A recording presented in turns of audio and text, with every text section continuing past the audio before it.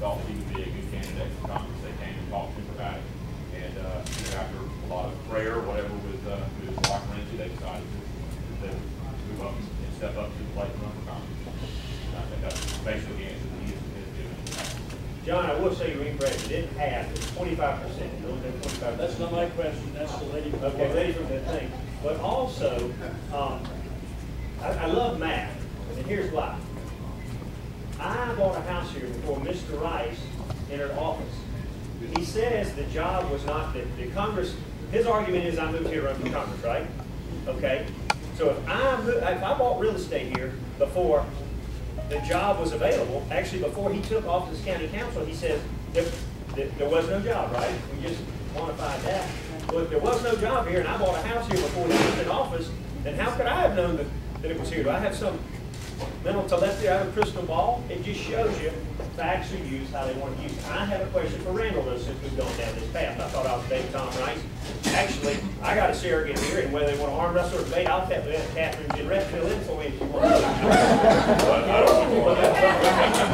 My question is Randall, did you or did you not say in the debate that Tom Rice raised your taxes when all of us were on stage? Did you say Tom Rice raised your taxes in the debate? I do not recall that. I wouldn't recall it either. Let me answer the question about what the county council did or didn't do. There was a millage, a referendum on the ballot the year that Tom Rice was elected to the county council that passed. 65% of the vote by the people of Horry County, most of y'all, all of y'all, except maybe Mr. Rodner, are from here. And that vote passed. Well, we got cheaper taxes. To give money to the bus system so they could have a set millage rate. Mr. Rice came in and went through the budget and found some savings there. But that's the tax increase that's in the mailer that you hear about. I don't know exactly whether or not you can say that Tom Rice was responsible for that because it was voted on by the public the year that he was elected. Mr. Rice voted raise taxes. Let me go ahead and finish that. I don't even want to bring up him, but I will. He said that I raised your taxes. There was a tie-breaking vote as to whether to reduce your property tax. The question was, would you have a sales tax instead of a property tax? I believe in fair and equitable, and I would rather have a consumption tax base rather than anything else. You give me a fair tax, a flat tax, I'll take it every single time. And to say that the people of South Carolina took on another burden is incorrect. You know why? Because 30% of those taxes are paid for by tourists. They're paying that sales tax. They're paying for those beaches, those roads, those vacation centers, those welcome centers. Shouldn't they bear part of the burden? Or should we as taxpayers just pay all of it? I think it ought to be spread out amongst other people that, quite frankly, aren't paying any, instead of the landowner having to pay all of it. I'm sure if I owned as much land as him, I'd be worried about it too. He's got like 15 LLCs. They own property everywhere. I guess I would be worried about it. But that just shows you how you can move numbers. And so, yes, if you have a problem with somebody voting to reduce your property taxes, I will take full blame for it. Is there? Yes, sir. Johnny had a question. Okay. Well, I was just going to interject.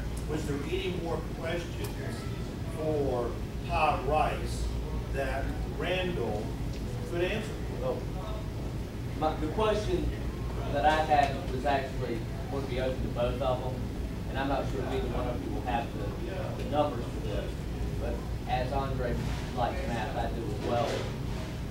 There's an argument on 10, 300, whatever amount of jobs that were created. My question that's often gone through my mind is 300 jobs. What percent of that increase for all of Horry County is that? I mean, is that 300 jobs? Just doesn't seem like It's not 300 jobs. It's 10 jobs. But even if it's 300, it's 300 so-called promised. Hope they come. They said they will create them in the future. But over many years. But using the larger number of 300, how, with our unemployment reaching 15%, about a year ago, how much does that drop the unemployment down? Well, look, I would never want to say that we wouldn't welcome 300 jobs. Absolutely. That changes not only 300 lives, but 300 families. So I would never diminish if we could get 300 jobs, but we haven't gotten that. We've got promises of people that say they may, but let me tell you what happens on some of them. Mack Truck, remember them? They came to South Carolina with all kinds of tax breaks. and they got all kinds of benefits. And the day the tax breaks ended, they folded up and left. So we've got to make sure if we're going to give away taxpayers' hard-earned money, that we have some provisions in there that they don't take advantage of the taxpayer. That is corporate welfare. They have to be good stewards, they have to be good citizens, and they have to make sure they bring enough in to warrant giving your top tax dollars away, that they bring in enough opportunity for new jobs that we would want them here in the first place. If they just come in and usurp all the tax dollars and get this great windfall, and it makes their bottom line look better at the expense of all of us hardworking folks that don't benefit from that, then I say absolutely not. If they bring enough to lift the community up, then sure we want those kind of people. I don't know the percentages of that, but I've been on city council for 11 years.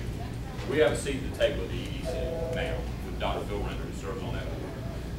In previous years, economic development has been a recipe for failure. The entire 11 years that I've been on council, county council's been dealing with, they have partners, the Economic Development Corporation prior to what's there now and prior to the entity between the two. And it has been one problem after another. One of the reasons that I decided to endorse Tom is the one thing we've seen in the year and a half, 2 years that he's been on county council is a real change in what's happened. They brought jobs into Frontier. Those are in Myrtle Beach, this call center. And they're taking advantage of a targeted industry study that was put together a decade ago, right before I came on, that had basically been collecting dust that partners had done, in the 1990s. So I think what you're seeing now is that starting to come together. You're seeing businesses and corporations looking at coming into Horry, and I think that you can look at the success that the EDC has done since Brad Lawson's been there. Those jobs aren't in the ground yet. The deal's been made for them to come. But I think you can look at the success that they're beginning to see in diversifying the economy, which is the fledgling stages, and give Tom some credit for that, and the folks, Brad Lawson and the folks at EDC, that they're finally beginning to see that come to fruition. And that's something that in the 12 years that I've been here has not been the case. So that's something that I was thrilled to see begin to happen. So let's, for argument's sake, that's the case. You've got an investment now, 25% of the county councilman, and then they're 25% in term. Why would you want that county councilman to leave if he's doing that great a job? Sounds to me like we better keep him right where he is. I just don't know if 300 jobs would move at one basis point. That's what I'm. But it's a fledgling. They're in the fledgling stage with that. Half of 1%. If you have 300 jobs